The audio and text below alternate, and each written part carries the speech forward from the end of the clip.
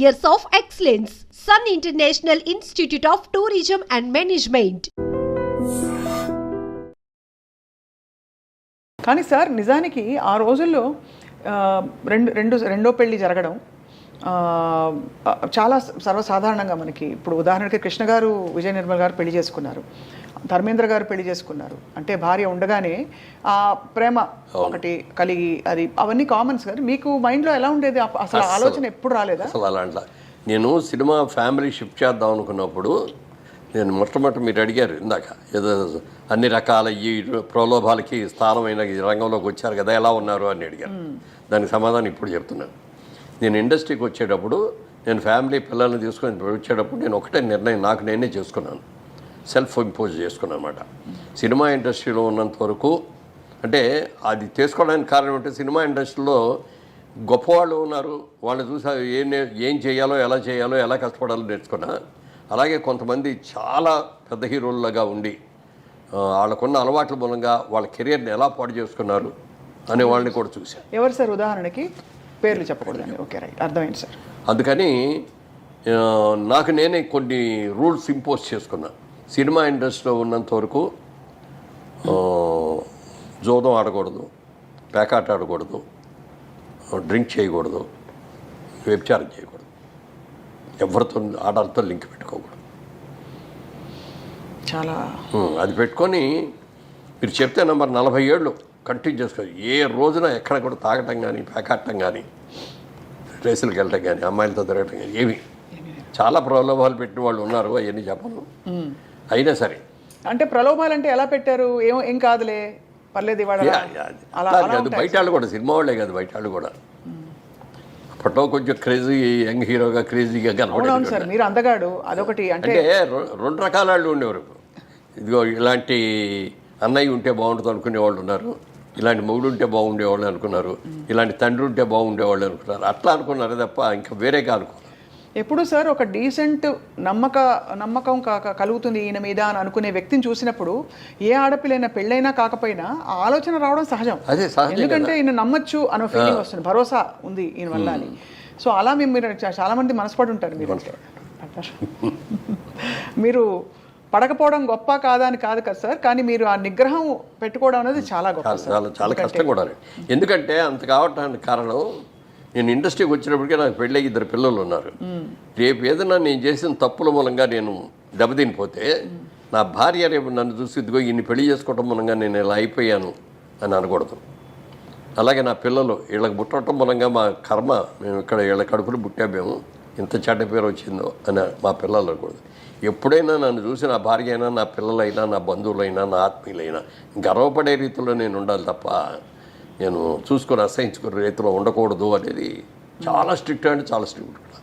40 ఏళ్ళ తర్వాత అందుకే ఎందుకన్నానంటే 40 ఏళ్ళు ఉన్నాను ఊరికి. సరదాగా నాగేశ్వరరావు గారు బాగా ఫ్రెండ్లీగా ఉంటారు. ఆయన అంటే నాకు చాలా ఆత్మీయం. ఐఎమ్ నిజంగా చెప్పండి, నేను నాగేశ్వరరావు గారి ఫ్యాన్ని. ఎన్నో సినిమాలు ఆయనతో కలిపి చేశాను. ఆయన ఒకరోజు అడిగారు సరదాగా, మురళి సాయంత్రం పూట నువ్వేం తీసుకుంటావు అన్నారు. నేను తీసుకోనండి అన్న. అదేమిటయా బాగా నిద్ర పడుతుందా అన్నాడు. శుభ్రంగా పడుకుంటాను, నీళ్ళు పడుకోగానే నిద్ర వచ్చేస్తాడు. కాదు 60 ఏళ్ళు దాటిన తర్వాత అప్పటికి క్యారెక్టర్ రోల్స్ వేస్తాను. హీరోలు అయిపోయి క్యారెక్టర్ రోల్స్లో ఉన్నప్పుడు అడిగాను అనమాట. 60 ఇయర్స్ దాటిన తర్వాత కొంచెం ఏదో ఒకటి తీసుకుంటూ ఉండాలి. రౌలస్ అయిన కూడా కొంచెం వీక్ అయ్యి ఉంటాయి, వాటిని యాక్టివైజ్ చేయాలంటే ఏదైనా ఒక మంచి డ్రింక్. మామూలుగా సారా కొట్టడం, ఇయ్య కొట్టేసి తాగేసి వాగటం, కింద పడిపోవటాలు, రోడ్ల మీద పడిపోవటాలు ఇట్లా కాదు. నన్ను ఒక మెడిసిన్ లాగా ఒక వైన్ కానీ లేకపోతే మంచి బ్రాండీ వస్తుంది ఫారెన్ నుంచి మంచి, అలాంటివి తీసుకొని 1 పెగ్గు లేకపోతే 2 పెగ్గు అంతే, అంతకుమించి తాగకూడదు అన్నాడు. అని ట్రై చేయ అన్నారు. అంటే ఇంత పెద్ద ఆయన చెప్పారు, అనుభవంతో చెప్పాడు. ఆయన ఉన్న అనుభవాలు ఎన్నో ఉన్నాయి, వైన్ దాగి చూద్దాంలే అని చెప్పారు. అందుకని వైన్ బాటిల్ ఒకటి తెప్పించుకొని ఇంట్లో కూర్చొని ఇంటికి వచ్చినప్పుడు ఆ రోజున షూటింగ్లో అది 9 అయిపోయేది. లేకపోతే బయటకు వెళ్ళినా ఇట్లా 9 ఈజీగా అయ్యేది. ఇంటికి వచ్చేప్పుడు స్నానం చేసి అప్పుడు డ్రింక్ తీసుకోవటం మొదలుపెట్టి ఆ డ్రింక్ అయ్యి భోంచేద్దాం అనేవాడు 12 అవుతుంది. అప్పుడు దాకా మా ఆవిడ అక్కడే కూర్చుంటుంది తప్ప పడుకోదెళ్ళి. తన భోజనం తన స్వహస్తాలతో భోజనం పెట్టడం ఎప్పుడూ లేదు. పెళ్ళైన మొదటి రోజు నుంచి ఈ రోజు వరకు కూడా తనే వడ్డిస్తుంది. అన్నీ కూడా వేడివేడిగా ఆ రోజుల్లో మైక్రోవేవ్ అట్లాంటివి ఏమి లేకపోయినా కూడా నేను వచ్చే టైం చూసుకొని అన్ని కూరలు అవన్నీ వండేసేసి ఒక అన్నం మాత్రం వేడిగా పెట్టేవారు. వేడిగా అప్పటికప్పుడు వండేసి నేను ఇంట్లోకి వచ్చే స్నానం చేసి వచ్చే లోపల రెడీ అయిపోయేది అనమాట. అట్లా ఆ రోజు నుంచి ఈ రోజుగా వేడిగా తింటమే అలవాటు ఏదైనా సరే. Such a dedicated wife sir నిజంగా. అండ్ ఎంత నమ్మకంగా మిమ్మల్ని మీ వెంటే ఉండి మిమ్మల్ని నమ్మకంతో అంటే ఇండస్ట్రీలో ప్రోత్సహించడం అంటే సార్ వైఫ్ సపోర్ట్ లేండే మనకు అన్ని రంగాల్లో పార్ట్నర్ సపోర్ట్ ఉండాలి. నువ్వు ఎంత సంపాదించినా ఎంత కీర్తి ప్రతిష్ట ఇంటికి వచ్చేటప్పటికి హ్యాపీగా లేకపోతే అంతకంటే దరిద్రం ఇంకోటి ఉండదు. ఎన్నో ఈ ఫ్యామిలీస్లో చూశాను నేను ఇట్లాంటివి కూడా. అది వాళ్ళ తప్ప వీళ్ళ తప్ప అనేది పక్కన పెడితే అనుకూలమైన భార్య రాక అనుకూలమైన పిల్లలు లేకపోతే ఆ కుటుంబం ఎంత సంపాదించినా ఎంత పేరు ఉన్నా కూడా వేస్ట్. అవును సార్. నా అదృష్టం నన్ను దేవుడు పూజ చేయటం మూలంగా కానీ తల్లిదండ్రులు నాకు ఇచ్చిన శిక్షణ మూలంగా కానీ అలాగే నన్ను ఇంట్రడ్యూస్ చేసిన ప్రొడ్యూసర్ మూలంగా కానీ నన్ను దారిలో పెట్టి అభివృద్ధి చేసిన దాసర గారి మూలంగా కానీ ఎవరైనా సరే వీళ్ళందరూ కూడా నాకు ఒక క్రమశిక్షణని బాగా నేర్పారు. ఎలా ఉండాలో నేర్పారు, ఎలా ఉండకూడదో కూడా నేర్పారు. అందుకని నాగేశ్వరరావు గారు అంత ట్రైన్ చెప్పాడు, ట్రై చేద్దామని ట్రై చేసా కానీ నాకు అలవాటు కుదరలేదు. అది అలవాటు. వారం 24 రోజులు ట్రై చేశాను, కుదరలేదు. ఇది మనకు కుదిరే కుదరదు కానీ వదిలేసాను. తర్వాత ఎప్పుడు మేడం ఒక నెల అయిన తర్వాత నాగేశ్వరరావు ఏంటి ఇది మనం తీసుకుంటున్నావు అయినాను. లేదండి నాకు పర్లేదండి అది అన్న. తర్వాత అన్నాం కానీ తర్వాత మెల్లమెల్లగా ఏదో పార్టీస్ ఇప్పుడు నాగేశ్వరరావు బర్త్డే అనుకో ఆ రోజున పార్టీ ఇచ్చేవారు. అలాగే పెద్ద పెద్ద బర్త్డేలు ఏదో ఉన్నప్పుడు అక్కడికి వెళ్ళినప్పుడు ఏదో ఒక పెగ్ తీసుకోవటం అనేది అలా చేసా కానీ అప్పుడు దాకా 47 మాత్రం అలా ముట్టుకోను.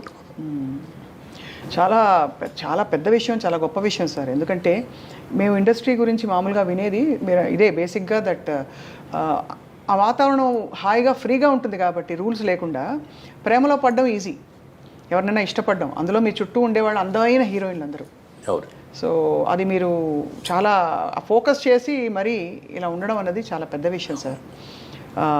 మోస్ట్ మీతో పాటు నటించిన హీరోయిన్స్ అందరిలో మోస్ట్ గ్లామరస్ ఎవరని మీరు అనుకున్నారు సార్? గ్లామరస్ అంటే మీకు సరైన జోడి. గ్లామరస్ అంటే శ్రీదేవి అంత గ్లామర్ ఎవరికీ లేదండి. చాలా అందంగా ఉండేవారు కదా సార్. చాలా ఎక్సలెంట్గా ఉండేది. ఆ కళ్ళు అసలు ఎక్స్ప్రెషన్, ఫేస్, మంచి పర్సనాలిటీ. నాకు ఈక్వల్గా ఉండేది హైట్. అమ్మాయి కూడా 5'7" 5'8" ఉండుంటుంది. నేను 5'8" హాఫ్. అమ్మాయి కూడా దగ్గర 7.5 8 ఉండుంటుంది. Personality, behaviour, wonderful behaviour. ఎప్పుడు ఒక తప్పుగా మాట్లాడటం నాకు కానీ ఏదైనా చిలిపి పనులు చేయటం కానీ అట్లాంటిది ఏమి ఉండేది కాదు. ఆ తర్వాత అంత అందగా ఎవరు అంటే దీప గారు కూడా చాలా అసలు ఎంత అందంగా ఉండేది. కాకపోతే ఏంటంటే వాళ్ళ అమ్మ ఎప్పుడు పక్కన బ్యాగ్ పెట్టుకొని బ్యాగ్లో అన్ని బిస్కెట్లు, ఈ చీడిదిళ్ళు, బాదం పప్పులు ఇవన్నీ తెచ్చిపెట్టి షార్ట్ చేసి రాగానే పెట్టేస్తూ ఉండేది. అంటే ఆ అమ్మాయి బాగా ఎర్లీ ఏజ్లో వచ్చింది. ఏదైనా అంటే ఎవరిని అడిగితే 16 years 3 months బాబు అనేది. అలా ఏంటి పాపం చిన్నది కదా కష్టపడుతుంది అని చెప్పి పెట్టేది. ఆ పెట్టడం మూలంగా కానీ లేకపోతే అమ్మాయికి ఏదో ముందే ఆర్టిస్ట్ చేయాలనే ఆలోచన ఉండి కొంచెం స్టెరాయిడ్స్ ఏదో ఇచ్చి ఇది కూడా చేశారని అంటారు. ఎంతవరకు దానివల్ల కానీ అమ్మాయికి బాగా బాడీ వచ్చేసింది తర్వాత. లేకపోతే చాలా అద్భుతమైన యాక్టర్ అయ్యాడు. జయసుధ గారు ఇట్స్ ఏ ఫ్యామిలీ లేడీ. అదే ఇక అందులో సినిమా యాక్టర్ లాగా ఉండదు. ఆవిడతో నటిస్తా అంటే రియల్ క్యారెక్టర్తో నటిస్తాం అనే ఫీలింగ్ వస్తుంది తప్ప సినిమా యాక్టర్ లాగా ఆవిడ నటించడం కూడా అలాగే చేస్తుంది. ఇప్పుడు మిగిలిన వాళ్ళు కొంతమంది చేసే దాంట్లో ఆర్టిఫిషియాలిటీ ఉంటుంది, అంతవరకే ఉండు, టచ్ అవ్వకూడదు, ముట్టుకోకూడదు అన్న లెవెల్లో ఉంటుంది. అవన్నీ ఉండేవి సార్ ఆంక్షలు.